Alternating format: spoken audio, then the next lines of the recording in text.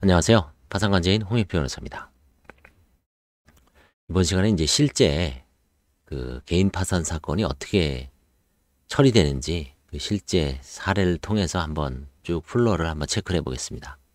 이분은 2024년 8월 21일 날 파산 및 면책 신청을 제출했습니다. 변호사를 선임해서요. 오른쪽에 이제 여러분들은 안 보이지만 조금 보이죠. 파산 및 면책 신청서가 되어 있습니다.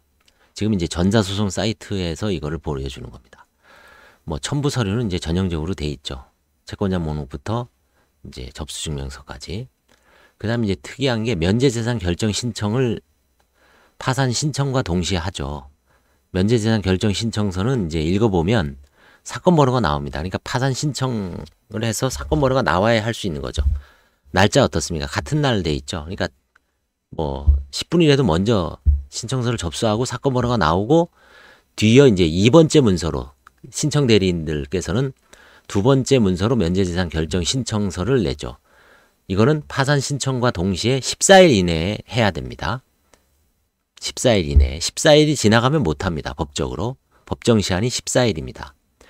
뭐 면제재산 결정 신청을 해도 법원에서는 이 확이라고 돼서 확인만 하지 판사님들 실무상 서울 같은 경우에는 결정을 하지 않고 통상 관제인이 면제재산 결정 취지를 받아들여서 환가를 안 하죠. 뭐 대략 보험이 이제 뭐 한 수백만 원이다. 뭐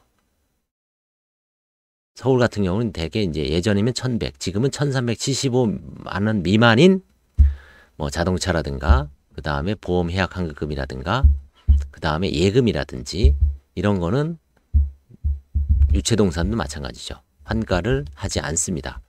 굳이 파산 면제 재산 결정 신청을 하지 않더라도 그 1375만 원 정도 미만의 뭐 자동차라든가 다만 이게 이제 다 합쳐서 뭐 한 2, 3천이면 이제 환가를 하죠. 예를 들어서 자동차가 뭐 한 4, 500배는 안 되고 보험이 한 3, 400, 예금이 2, 300 다 긁어 모아야 한 1000만 원 조금 넘을까 말까 하죠.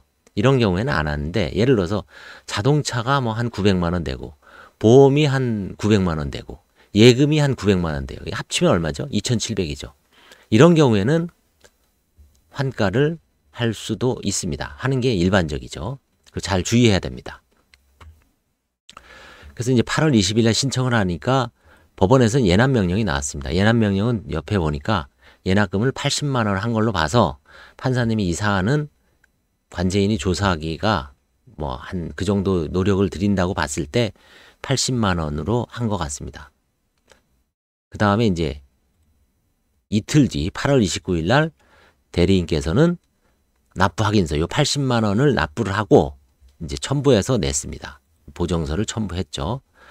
그 다음에 이제 법원에서 형식적으로 관제인 선임 의견을 관리위원회에 조회한 다음에 9월 9일 날 파산 선고가 됐습니다.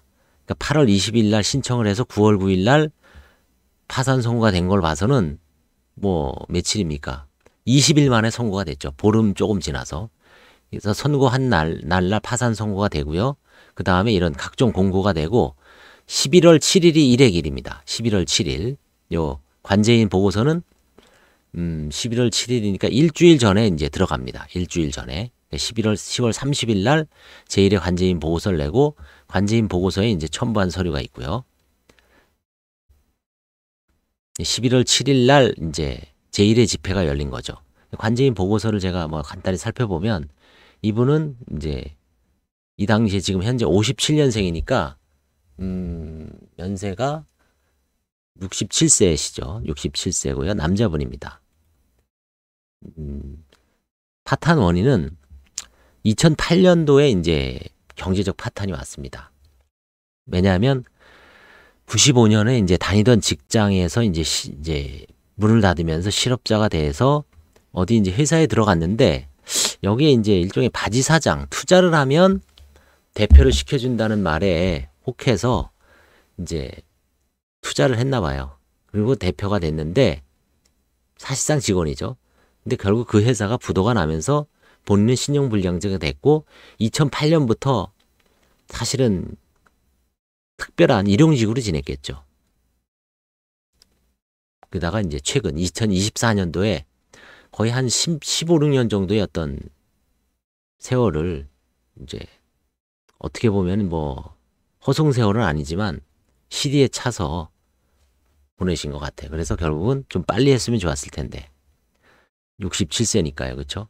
한 50대 중반부터 60대 초중반까지는 거의 뭐 경제적인 어떤 신용불량 상태에서 지내신 것 같아요. 배우자도 이제 67세고요. 자녀들은 다 컸습니다. 37, 35, 33. 채무은 44억입니다. 그쵸? 그러니까 어떻게 보면 40몇 억을 짊어지고서는 사실 뭐 제대로 된 생활을 할 수가 없겠죠. 그 압박감이라든가 정신적. 실제로 채권자 입장에서는 이분을 뭐 강제 집행을 할 만한 재산이 없어도 법적인 측면에서는 위험성은 남아있기 때문에 그게 아마 정신적, 경제적으로, 정신적으로 아마 되게 사람을 힘들게 짓눌렀을 것 같아요. 그러니까 좀 빨리 했었으면 좋았을 것 같아요. 2008년이면 그 당시에도 이제 파산이 막 급속하게 증가하니까 나름대로 뭔 또 사정이 있었겠죠. 그렇죠? 모든 사정을 다 알 수는 없는 거니까요. 결국은 이제 뭐 국민은행 예금이 380만 원이 있었는데 이거는 이제 환가를 안 한다 그랬죠. 그다음에 토지도 있습니다. 전북에 있는 시골에. 근데 그 공시지가가 다 지분입니다. 아마 상속받을 수도 있고 아니면 뭐 과거에 어떤 계기가 돼서 지분 투자를 할 수도 있고요. 근데 결국은 이제 소액이라서 환가를 안 했습니다. 아무런 재산이 없어요. 뭐 이면은 저거네. 부친의 묘지네요. 묘지. 상속받은 것 같아요. 결국은 환가 포기했고요. 뭐 보고서도 간단합니다. 부모 돌아가시고 아버님 돌아가시고 상속재산 없고 뭐 훑어보니까 아무것도 없죠. 그래서 파산 바로 폐지 및 면책 절차 종료 의견으로 해서 11월 7일 날 집회가 끝나고 법원에서 11월 11일 날 폐지 공고를 하고 폐지 결정하고 관제인 최후 지급 보수를 지급하고요.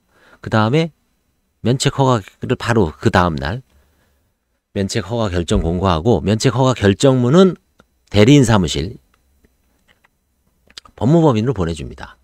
그래서 8월 20일부터 11월 21일이 딱 3달이죠. 3달도 안 됐습니다. 8, 9, 10, 11.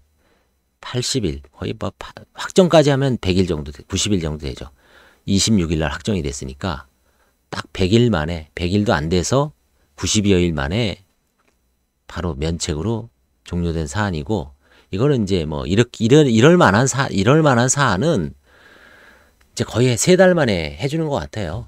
3달 만에 신청하고 바로 결정 바로 일주일 만에 예납 명령 나오고요. 그 다음에 한 달 만에 선고하고 그 다음에 2달 후 면책 허가 나오고 아무런 관제인이 조사를 해봐도 특별한 쟁점이 없습니다. 거의 한 15년 이상 파산